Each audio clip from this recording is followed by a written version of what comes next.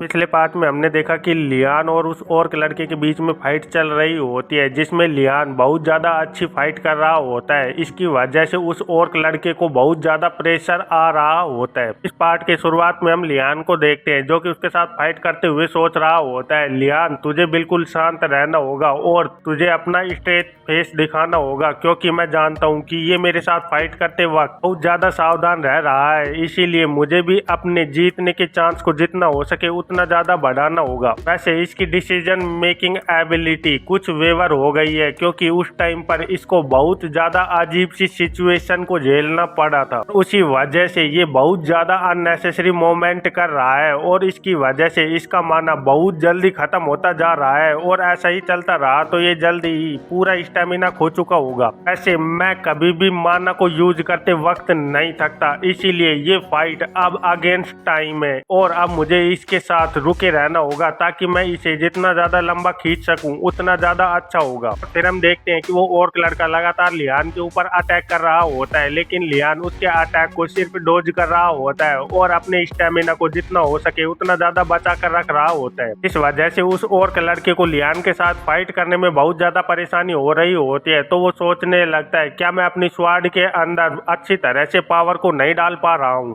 और अगर मैं अच्छी तरह से अपनी पावर का यूज कर रहा हूँ तो फिर आखिरकार ये थक क्यों नहीं रहा है? क्या ये अपना पोकर फेस मुझे दिखा रहा है? मुझे इसके साथ फाइट करते हुए ऐसा महसूस हो रहा है जैसे कि मैं एक बहुत बड़े बोल्डर को निडल से छेद रहा हूँ। अब तो मुझे अपनी स्थिति ऐसे लग रही है जैसे कि मैं इसके हाथ की एक कठपुतली बन चुका हूँ और ये जैसे चाहे वैसे मुझे हरा सकता है। ये सब कुछ सोचते हुए वो ऑर्क लड़का बहुत ज्यादा निराश हो गया होता है, जिसकी वजह से उसकी फाइटिंग स्पिरिट भी बहुत ज्यादा कम हो गई होती है। लेकिन इधर लियान उसके साथ अच्छी तरह से फाइट कर रहा होता है और फिर अपने लास्ट अटैक में वो एक खतरनाक स्वाड स्लैश अटैक करता है, जिसकी वजह से उस ऑर्क लड़के की स्वाड उसके हाथ से छूटकर बहुत ज्यादा दूर जमीन में धंस जाती है। इसका फायदा उठाते हुए लियान तुरंत ही अपने स्वाड से एक फिनिशिंग मूव करते हुए अपनी स्वाड को उस ऑर्क लड़के के गले पर लगा देता है और अपनी जीत की घोषणा कर देता है। अभी हम देखते हैं कि वहां पर प्रोफेसर आ जाता है और उन्हें रोकते हुए कहने लगता है, अब बस रुको, क्योंकि विनर पहले से ही डिसाइड हो चुका है। चलो अब तुम दोनों जल्दी से इधर आगे आ जाओ। और ऑर्क लड़के को देखकर सोचने लगता है, सच में कितनी ज्यादा अनफॉर्चुनेट बात है।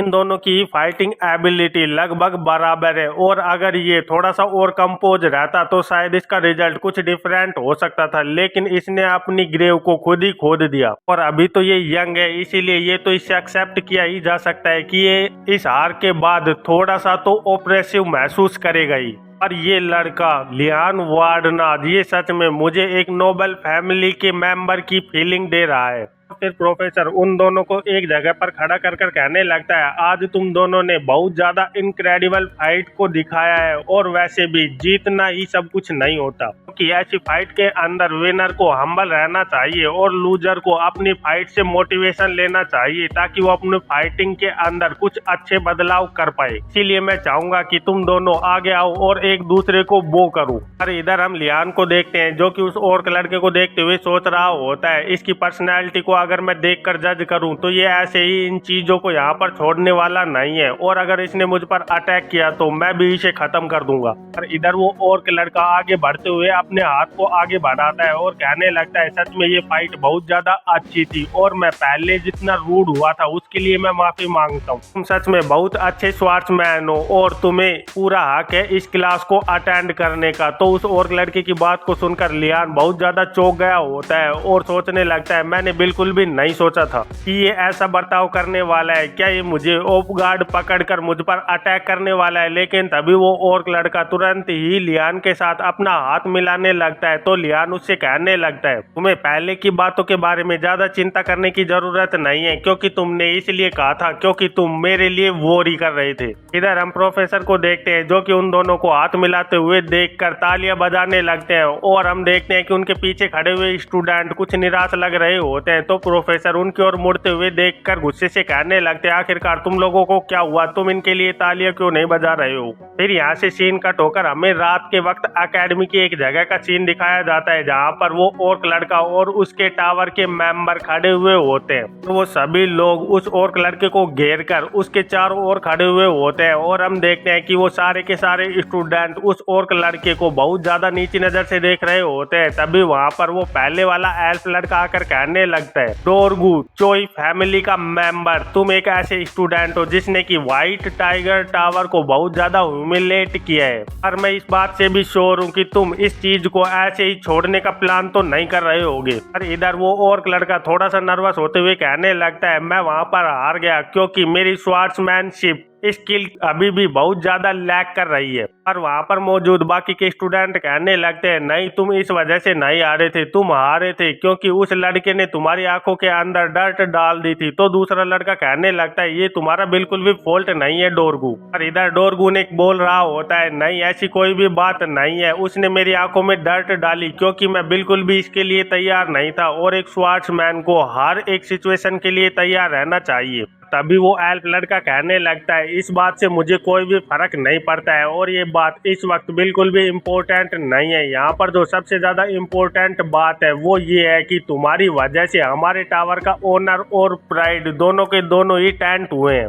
और फिर एक इविल फेस बनाते हुए गुस्से से कहने लगता है, चोय फैमिली को इस चीज की रेस्पॉन्सिबिलिटी उठानी ही पड़ेगी। उस लड़के की बात को सुनते हुए डोरगू सोचने लगता है, मोरोडी फैमिली एक नाइट फैमिली है और ये हमारे ऊपर बहुत ज्यादा भारी पड़ सकता है। तो ये सोचते हुए वो उससे कहने लगता है, आखिरकार तुम क्या सोचते हो कि मुझे किस तरह से इस रेस्पॉन्सिबिलिटी को उठाना चाहिए। डोरगू की बात को सुनते हुए कुछ स्टूडेंट डोरगू के पास आते हुए कहने लगते हैं, ये तो बहुत ज्यादा सिंपल सी बात है कि तुम उसके साथ अकेले थे इसलिए तुम हार गए, इसलिए हम कुछ लोग वहां पर जाकर उसे हरा देंगे। तो उन लोगों की बात को सुनते हुए डोरगू कहने लगता है, मैं एक नाइट फैमिली से आता हूँ और तुम सभी भी एक नाइट हो, इसलिए तुम्हें इस बात से थोड़ा तो एम्बेरसमेंट फील करनी चाहिए। भी वो एल्फ लड़का आगे बढ़ते हुए कहने लगता है, ये सारी चीजें बुलशिट वर्ड है जो कि एक लूजर के मुंह से ही निकलते हैं, इसीलिए तुम्हें ऐसी बातें बिल्कुल भी नहीं करनी चाहिए। और इधर हम देखते हैं कि बाकी के स्टूडेंट उस एल्फ लड़के की बात से बिल्कुल भी सहमत नहीं होते और वो आपस में बातें कर रहे होते हैं। ये तो मैंने बिल्कुल भी नहीं सोचा था कि ये एक लड़के को हराने के लिए इतने नीचे भी गिर सकता है। तो उनकी बात को सुनते हुए वो एल्फ लड़का कहने लगता है, मुझे तुम्हारी बातों को सुनकर ऐसा लग रहा है कि कुछ लोग मुझसे सहमत नहीं है। क्या तुम अपनी कंप्लेन को मेरे सामने फेस टू फेस आकर करना पसंद करोगे? और मोराडी फैमिली के स्ट्रॉन्ग होने की वजह से कोई भी स्टूडेंट उसके साथ फाइट मोल नहीं लेना चाहता था, इसलिए वो सभी लोग वहां से निकलने लगते हैं। लेकिन डोरगू तुरंत उसके पास आते हुए कहने लगता है, मैं इसके खिलाफ हूँ और मैं बिल्कुल भी रेवेंज लेना पसंद नहीं करता। तो वो एल्फ लड़का कहने लगता है, ओह तो ये कावर्ड बिल्कुल भी हमारे साथ पार्टिसिपेट नहीं करने वाला, इसीलिए अब हमें इसकी स्पोर्ट को भरने के लिए एक इंसान की जरूरत है। लेकिन तभी हम देखते हैं कि उनका एक मेंबर आते हुए कहने लगता है, मोराडी मुझे एक चांस दो, मैं तुम्हारी उम्मीदों पर पूरी तरह से खरा उतरूंगा। और फिर हम देखते हैं कि वो तीनों लोग आपस में हंसते हुए बातें करते हुए वहां से निकल जाते हैं और मोराडी और वो ऑर्क लड़का दोनों उन्हें वहां से जाते हुए देख रहे होते हैं। इधर डोरगू सोच रहा होता है, चाहे वो वार्डन सी क्यों न हो, लेकिन तीनों के साथ एक साथ फाइट कर कर जीतना ये तो उसके लिए भी इम्पॉसिबल होगा। और ये सभी लोग नाइट फैमिली से बिलोंग करते हैं जो कि रेगुलरली ट्रेनिंग कर रहे हैं ताकि इनकी स्वॉर्ड्समैनशिप पूरी तरह से असरकारक हो। नहीं, मैं इन सभी चीजों को ऐसे ही नहीं छोड़ सकता। मैं एक प्राइड नाइट फैमिली से आता हूँ और इसके बाद चाहे कोई भी सिचुएशन खड़ी क्यों ना हो जाए, मेरे इस डिसीजन की वजह से उसे मैं बाद में संभाल लूंगा, इसलिए अभी इस वक्त मुझे वारनाथ के साथ खड़ा होना ही होगा। फिर यहाँ से सीन कट होकर हमें जंगल का सीन दिखाया जाता है जहाँ पर डोरगू बहुत तेजी से एक और भाग रहा होता है और चिल्ला रहा होता है, वारनाथ। तभी कोई चीज उसके फेस के आगे से बहुत तेजी से गुजर कर पेड़ से टकरा जाती है, जिसकी वजह से डोरगू बहुत ज्यादा कंफ्यूज हो गया होता है। और वो चीज और कुछ नहीं बल्कि एक छोटा सा स्टोन होता है। तभी डोरगू देखता है कि उसके सामने उसके टावर का एक लड़का जमीन पर गिरा हुआ होता है और उसके सर के ऊपर बहुत गहरी चोट लगी हुई होती है। और वो बचे हुए दो स्टूडेंट चिल्लाकर उसे गालियां देते हुए बोल रहे होते हैं, आखिरकार तेरी हिम्मत कैसे हुई कि तूने हमारे साथी को घायल किया?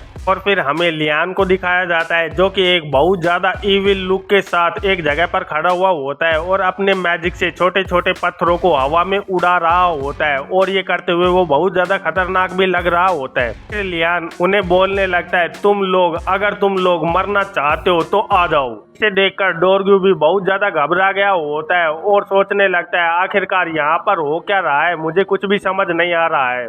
और फिर यहाँ से सीन कट होकर हमें कुछ टाइम पहले का सीन दिखाया जाता है जहाँ पर वो तीनों लड़के लियान को घेर कर खड़े हुए होते हैं और बोल रहे होते हैं, लियान तुझे क्या लगा कि हम तुझे ऐसे ही छोड़ देंगे तेरे जीतने के बाद? यहाँ से बचकर निकलने की बिल्कुल भी मत सोचना और हम मेक श्योर करेंगे कि तू अनोदर क्लास में बिल्कुल भी ना आ पाए। तो लियान उन लोगों को देखते हुए सोच रहा होता है, मुझे अब ये बिल्कुल भी मत कहना कि ये सब कुछ वो पिछली क्लास की वजह से हो रहा है। सच में ये बहुत ज्यादा अननोइंग बात है, चलो हमें इन्हें भगा देना चाहिए। और फिर लियान एक इविल लुक बनाते हुए पीछे देखकर कहने लगता है, तुम लोग क्या तुम ये सब कुछ ये जानकर कर रहे हो कि मैं किस फैमिली से बिलोंग करता हूँ? लियान की बात को सुनते हुए उन लोगों में से एक लड़का बोलने लगता है, तुम अपनी फैमिली का नाम हमें थ्रेट देने के लिए कर रहे हो, सच में तुम कितनी ज्यादा कावर्ड हरकत कर रहे हो। दूसरा लड़का कहने लगता है, क्या तुझे ऐसा लगता है कि हम तेरी फैमिली के नाम से डर जाएंगे? ऐसा बिल्कुल भी नहीं होने वाला। और फिर हम देखते हैं कि वो दोनों लड़के एक दूसरे की तरफ देखते हुए कहने लगते हैं, क्या हम यहाँ पर सेफ रहेंगे? इधर लियान भी उन दोनों को देखते हुए सोच रहा होता है, इन लोगों को देखकर मुझे ऐसा लग रहा है कि इनके पीछे जरूरी कोई सपोर्ट नेटवर्क है, नहीं तो ये बिल्कुल भी मेरे सामने खड़े होने की हिम्मत नहीं करते। इसीलिए मुझे ऐसा लग रहा है कि यहाँ पर एक मास्टर माइंड है। क्या इन सभी को ऐसा लगता है कि इसके बाद इनका मास्टर माइंड सब कुछ साफ कर देगा? वैसे इन लोगों ने अगर अंजाम के बारे में सोचा होता तो ये बिल्कुल भी यहाँ पर आकर ऐसे एक्ट नहीं करते। चलो छोड़ो इनको। और फिर लियान उन लोगों से कहने लगता है, तुम्हें यहाँ पर आने के लिए किसने ऑर्डर दिया है? क्या वो किसी ग्रेट फैमिली से बिलोंग करता है जिसे कि तुम लोग बिल्कुल भी रिफ्यूज नहीं कर पाए? लियान की ऐसी बात को अचानक से सुनकर वो सभी लोग बहुत ज्यादा चौंक गए होते हैं और उनमें से एक लड़का आगे बढ़ते हुए कहने लगता है, शट अप, हमें मिसलीड करने की बिल्कुल भी कोशिश मत कर क्योंकि इसका कोई भी फायदा नहीं होने वाला। और फिर वो तीनों लोग लियान को घेरते हुए कहने लगते हैं, जल्दी से इसको चारों ओर से घेर लो और इसे यहाँ से निकलने का बिल्कुल भी रास्ता मत देना। तो लियान उन तीनों को देखते हुए सोचने लगता है, 3 against 1, सच में ये तो कुछ ज्यादा ही हो रहा है। वैसे अलालोंग ने मुझे कहा था कि मैं ऐसी किसी भी सिचुएशन में पड़ जाऊं तो मैं वहां से तुरंत ही भाग जाऊं, क्योंकि जहां पर बहुत सारे अपोनेंट हो वहां पर भागना ही सबसे ज्यादा बेस्ट प्लान होता है। लेकिन इस वक्त तो मेरा भागने का रूट भी ब्लॉक हो चुका है, इसलिए मैं यहाँ से बिल्कुल भी भाग नहीं सकता। तभी लियान की नजर किसी चीज पर पड़ती है और उसे देखकर वो थोड़ा सा चौंकता है और फिर कहने लगता है, रुको, मैं इनका इस्तेमाल कर सकता हूँ। और हम देखते हैं कि उसके पैरों के पास कुछ पत्थर के टुकड़े पड़े हुए होते हैं। तो उन पत्थरों को देखते हुए लियान सोचने लगता है, अगर ये सब चीजें यहाँ पर है तो मेरे यहाँ से निकलना बहुत अच्छी तरह से पॉसिबल हो सकता है, क्योंकि ये सारी चीजें बिल्कुल उस क्विल के बराबर के हैं और जैसे मैंने उस क्विल को मूव किया था उस तरह से मैं इन पत्थर को भी मूव कर सकता हूँ। चलो फिर इसे ट्राई करते हैं। और फिर लियान अपने मैजिक का यूज करते हुए जोर से चिल्लाता है, मूव, और उसके ऐसा बोलते हैं सारे पत्थर हवा में उड़ने लगते हैं। इसे देखकर लियान को मारने आए हुए लड़के बहुत ज्यादा घबरा गए होते हैं और उनमें से एक बोलने लगता है, क्या ये अभी से इस तरह के मैजिक को करने में सफल हो गए हैं? सच में वार्नाज फैमिली हम लोगों से बहुत ज्यादा डिफरेंट है और ये सीखने में बहुत ज्यादा तेज है। अब हमें क्या करना चाहिए? डर लियान उन लोगों को डरा हुआ देखकर सोच रहा होता है, सच में मैं इस बात से बहुत ज्यादा ग्लैड हूँ कि मैं इसे करने में सक्सेसफुल हो गया और ये इन लोगों को डराने के लिए काफी होगा। अब मुझे इस एक्ट को कंटिन्यू रखना होगा और अपने भागने की तैयारी रखनी होगी। और फिर लियान एक पत्थर को उठाते हुए कहने लगता है, मूव। इसकी वजह से वो पत्थर सीधे जाकर एक लड़के के पीछे सर पर लगता है और वो लड़का तुरंत ही जमीन पर गिरकर बेहोश हो जाता है। उसे ऐसे जमीन पर गिरा हुआ देखकर उसके बाकी के साथी भी बहुत ज्यादा घबरा गए होते हैं। इसके साथ साथ लियान भी बहुत ज्यादा घबरा गया होता है और सोचने लगता है, ओ नो, मैं तो बिल्कुल भी ये करने का प्लान नहीं कर रहा था, मुझे और ज्यादा प्रैक्टिस की जरूरत पड़ेगी। इधर लियान के इस एक्ट की वजह से वो दोनों लड़के बहुत ज्यादा घबराए हुए लग रहे होते हैं और लियान को गालियां निकालते हुए बोल रहे होते हैं, आखिरकार तेरी हिम्मत कैसे हुई? और अपने साथी से कहने लगता है, ये पत्थर इस तरह से हमारी ओर उड़कर आ रहे हैं कि हमें रिएक्ट करने का भी मौका नहीं दे रहे हैं। तो दूसरा लड़का कहने लगता है चाहे ये वारनाजी क्यों ना हो, लेकिन इतने ज्यादा पावरफुल मैजिक को ऐसी एज में करना सच में ये बहुत ज्यादा खतरनाक है। पर इधर लियान अपना इविल लुक देते हुए उन सभी लोगों के सामने खड़ा हुआ होता है और उसके अंदर से बहुत ज्यादा माना बह रहा होता है। पर लियान अपने मन में ही सोच रहा होता है मैंने ये बिल्कुल भी नहीं सोचा था कि मैं ऐसा करूंगा, लेकिन मुझे अब इस ब्लफ को कंटिन्यू करना होगा ताकि मैं यहाँ से बचकर निकल पाऊँ। इसीलिए मुझे अपने चेहरे को पोकर फेस में बदलना होगा ताकि मैं एक फेस बनाकर इन्हें डरा सकूं। लियान को इस तरह से देखकर वो लोग बहुत ज्यादा घबरा गए होते हैं, जिसकी वजह से वो अपने साथी को उठाकर वहाँ से भागने लगते हैं और बोलने लगते हैं हमें यहाँ से तुरंत निकल जाना चाहिए, नहीं तो ये हमें जान से मार देगा। और उनके भागने के बाद वहाँ पर डोरगू खड़ा रह जाता है और सोचने लगता है आखिरकार आज मैंने ये क्या देख लिया। पर तभी लियान डोरगू से कहने लगता है क्या तू भी यहाँ पर मेरे साथ फाइट करने के लिए आया हुआ है? तो डोरगू घबराते हुए उसे मना करने लगता है और कहने लगता है नहीं, मैं यहाँ पर बिल्कुल भी तुमसे फाइट करने के लिए नहीं आया हुआ हूँ।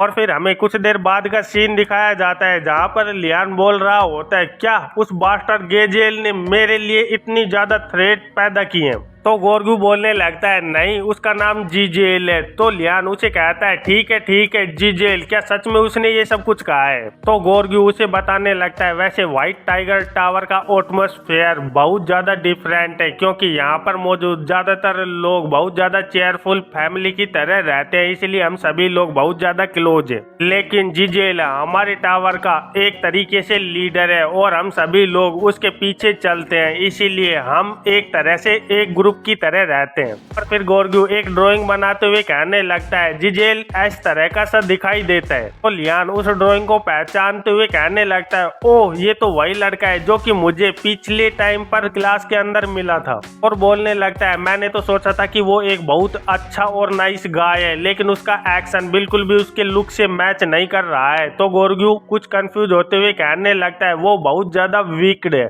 इसीलिए उसके लुक से उसके बारे में पता लगाना बिल्कुल इम्पॉसिबल है। तो लियान बोलने लगता है ओ तो उसने अपने रोल को फुलफिल कर दिया है, इसीलिए वो बहुत ज्यादा पॉपुलर है। तो गोरगू बोलने लगता है क्या तुम मेरी बात को सुन भी रहे हो? चाहे वो कितना भी ज्यादा पॉपुलर क्यों ना हो, लेकिन जीजेल बिल्कुल भी वैसा नहीं है जैसा कि लोग उसके बारे में सोचते हैं। गोरगू की बात को सुनते हुए लियान सोचने लगता है इसका मतलब सीधा सा ये है कि वो मुझे अप्रोच इसलिए कर रहा था क्योंकि उसके पास कोई रीजन है मुझसे कुछ गेन करने का। और गोरगू से कहने लगता है ये सच में बहुत ज्यादा स्ट्रेंज है कि ये सभी लोग मेरे साथ फाइट करने के लिए आए हुए हैं। तो गोरगू से कहने लगता है यहाँ पर बहुत सारे रीजन्स है जो कि इस फाइट को जस्टिफाई करते हैं। पहला तो ये कि तुम एक वार्नाज फैमिली से आते हो जो कि एक बहुत ज्यादा स्ट्रॉन्ग फैमिली है, और अगर वो तुम्हारे जैसे एक फेमस फैमिली के पर्सन को हरा देता है और स्पेशली वो भी फर्स्ट ईयर के अंदर, तो जीजेल और भी ज्यादा पावरफुल हो जाएगा और उसका इन्फ्लुएंस हमारे टावर के अंदर बढ़ता ही जाएगा, जिसकी वजह से वो सभी लोगों को अपने कंट्रोल के अंदर रख सकता है। गोरगू की बात को सुनते हुए लियान बोलने लगता है ओह तो तुम ये कह रहे हो कि मैं उसकी पावर के लिए एक ट्रॉफी हूँ? सच में ये तो बहुत ज्यादा अपसेटिंग बात है। तो गोरगू बोलने लगता है इसी वजह से तो मैं इतना ज्यादा वरीड हूँ, क्योंकि तुम फ्यूचर में भी बहुत ज्यादा अच्छा एटीट्यूड दिखाने वाले हो और इसी वजह से मेरे टावर के स्टूडेंट तेरी तरफ नेगेटिव फीलिंग्स को बढ़ाते ही रहेंगे और उनके मन में तेरे खिलाफ जेलसी बढ़ती ही रहेगी। और जीजेल अच्छी तरह से जानता है कि ऐसी फीलिंग्स को किस तरह से मैनिपुलेट किया जा सकता है, इसीलिए अगर तू स्वॉर्ड्समैनशिप की क्लास को कंटिन्यू लेना चाहता है तो मैं तुझे बता देना चाहता हूँ कि तुझे फ्यूचर में बहुत ज्यादा केयरफुल रहना होगा। फिर यहाँ से सीन कट होकर हमें लियान के टावर का सीन दिखाया जाता है जहाँ पर लियान टावर के अंदर जा रहा होता है और गोरगू की दी हुई एडवाइस के बारे में सोच रहा होता है, जिसमें गोरगू उसे बोल रहा होता है तुम्हारे लिए सबसे ज्यादा बेस्ट यही रहेगा कि तुम उन क्लासेज को अवॉइड करो जिन क्लासेज को व्हाइट टाइगर टावर के स्टूडेंट ले रहे हैं, और अगर तुम ऐसा करोगे तो जीजेल तुम्हारे खिलाफ कुछ भी नहीं कर पाएगा।